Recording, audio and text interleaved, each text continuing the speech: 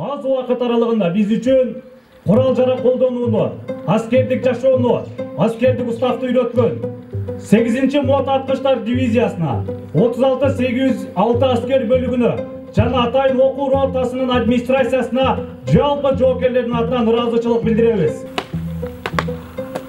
Жолдош полковник, мобилизация резерв жыйынына катышкан 150 жокер аскердик атка келтирилген тизилди.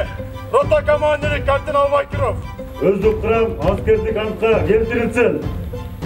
Кыргызстандын элинин ишенимине салтанаттуу ант берем. Кыргыз Республикасынын Конституциясынын жана мыйзамдарын бейик сактоого, аскер уставдарынын талаптарын, командирлердин жана башчылардын буйруктарын аткарууга ант берем.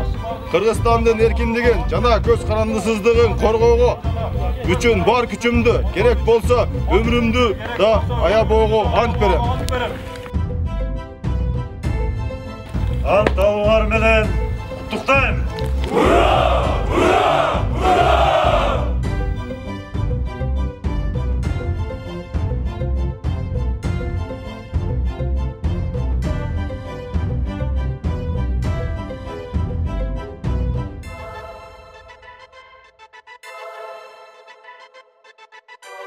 Тоолор бар, токойлор бар, бийиктер бар, кырлар бар, кырлап жүргөн жигиттер бар.